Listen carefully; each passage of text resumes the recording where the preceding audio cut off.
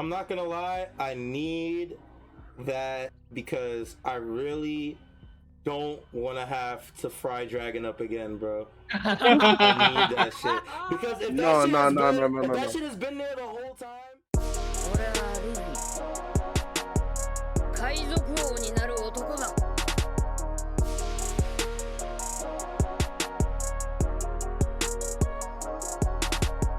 Like and subscribe for more One Piece greatness. Man, I wish Vegapunk wasn't waiting 10 minutes to say this shit, bro. I know the Oda's stalling right now, but like, well, I know, but he has to. Yeah, but he has to give the people time to get the monitors up and get their voice chats up and all that other stuff. If I'm being nitpicky, by the way, I would say he's being a moron by not just saying it for the first time and then 10 minutes later re-saying it with visuals. I'm just saying, what if you get shut off in the first 10 minutes anyway? But I do agree with you overall, Mod. I think this is a good kind of stalling because it gave us this chapter and the end of last chapter of the Gorosei saying, "Fuck this, we need to stop this immediately." Like, I think this is right. Yeah, no, this is the best type of stalling. Like, remember I said if Saturn summons them, it'd be either like I thought at first that they might like talk a little bit, like just a little bit, and then do what they gotta do. But then I said it would be great if they just he summoned them and then they just blitz and just go. And that's exactly what they did. And that's what happened. Like they haven't even said a word in the chapter. Right. Yeah. They are not playing games. They are going. And I think the timer does help give us an idea of how fast this shit's going. Right? Yeah, like what exactly is going on? Like the Strawhat's getting out, fucking whatever's gonna happen to the island. Oda definitely likes to do that a lot. It's not the first time that he's done like a time. No. He's definitely a ticking time bomb. Yeah, he likes that. He likes that theme. Sorry, can you miss that? No, I was just saying that some people were saying that it kind of correlates very heavily with Dressrosa, like the bird cage shrinking in, like giving you that timer type of shit, pressure. Yeah, but this is the bird cage for the freaking government, though. This is their bird cage. Yeah, exactly. Which I think kind of correlates with like what we were talking about earlier with like Luffy and the Straw Hats not struggling. This is the time where this is the start of the comeback for the world. Like the government this is their arc to sweat, and maybe they'll get some, maybe they'll find their grip on the power again. Maybe they'll recover and they'll be the monopoly again after this arc maybe. But this is we're making them sweat now, and I think that's a good point for this stalling thing. And I think the last thing I want to bring up was something I was thinking about. And Musa just brought up in the chat that he believes the message will continue to go off without a hitch because the Punk Records is not the source of the broadcast, and it might be somewhere else. And I actually think the best place.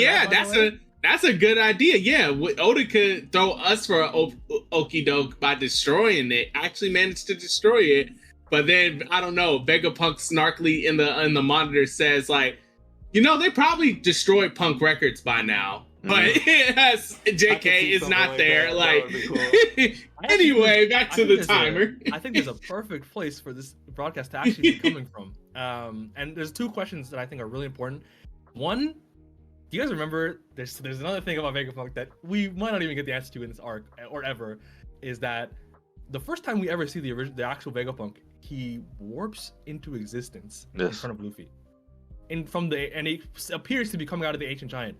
And I used to think that was him, like maybe he tried to probe into it somehow. But I actually think he was warping from somewhere completely different potentially. And the second reason I say that is because there's a point where when they go up to the lab, he gets there in a second. He disappears in front of the Luffy, and then he opens the elevator to Nami and Shaka.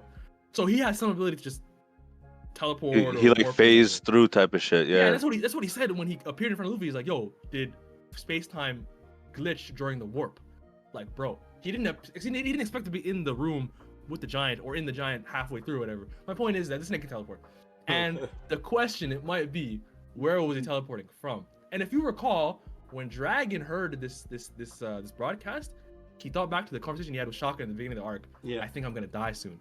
What if Vegapunk set up the Dead Man Switch at the comic book Queendom before the arc started? Ooh. Oh. Ooh, I like that. That's a good one. That's a good one. Yo. Why would Shaka have told Dragon that? If Dragon, it might have been him being like, "Yo, by the way, dog, the Stella's coming to set up a broadcast, and this is why. It could have been. It could have been like. Well, I don't know. Were we given the time then when that call was made? Because it could have been earlier. You know what I mean? Like it was pretty early, and then Luffy meets Vegapunk a bit later, I believe. I'm not gonna go check. I'm not gonna lie to you, but I believe that's the case.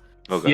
Yeah. That's what happened. I'm pretty sure that's the case, And then that's why fucking Dragon's not making a move because that's why he he's didn't say like, anything. Yeah, everyone else, Ivankov is like, yo, what is that Vegapunk?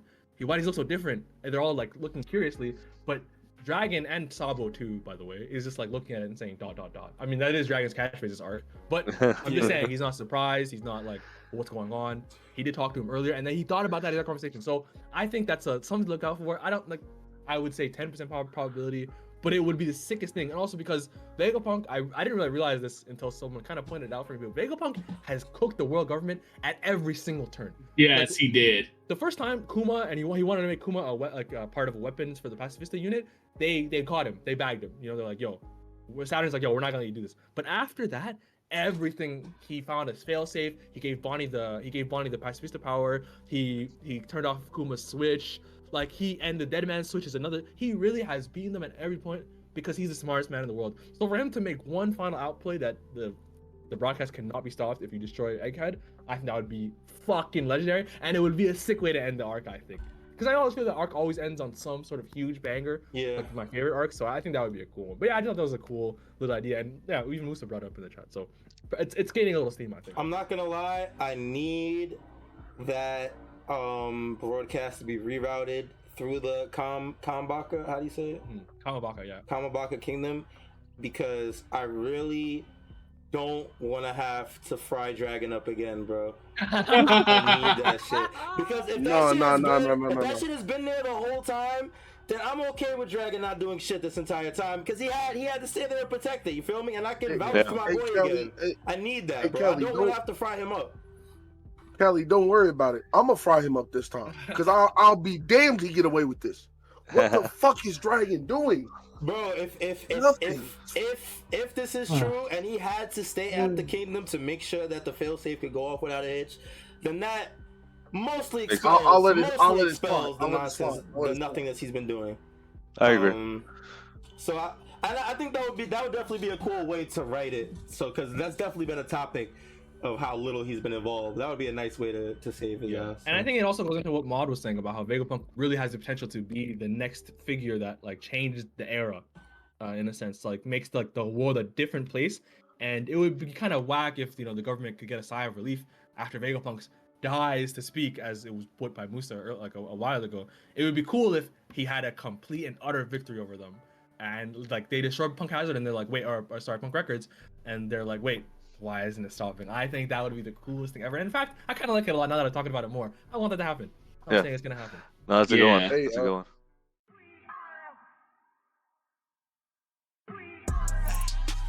Who gon' get down? We are. This that Strawhat Sitdown. We are. Who the crew with the fleet? We are. Who gon' piece that one piece? We are. Who gon' get down? We are. This that Strawhat Sitdown. We are. Who the crew with the fleet? We are. Who gon' piece that one piece? We are. Strawhat Sitdown crew in the building. We promoting to these other podcasts. We gon' put these people in their feelings when they hear this, and they know that they can't top this. We spit facts and we poppin' every time an episode is dropping. We see D3 in the corner, Mister, that's a real G with the green screen in the background. Got him looking like he in a real scene. We got Big Mod in the cut, always ready with rebuttals, but he bring the knowledge when we in the huddle, so you know the crew is never gonna fumble. And it's Yhuss, last but not least. If you ask me, then Cali, mad the captain, make him rally around me. Every Sunday we gon' run deep, and we can't stop until we find out about that one piece. Who gon' get down? We are. This that Strawhat Sitdown. We are. Who the crew with the fleet? We are. Who gon' piece that one piece? We are. Who gon' get down? We are. This that Strawhat Sitdown. We are. Who the crew with the fleet? We are. Who gon' piece that one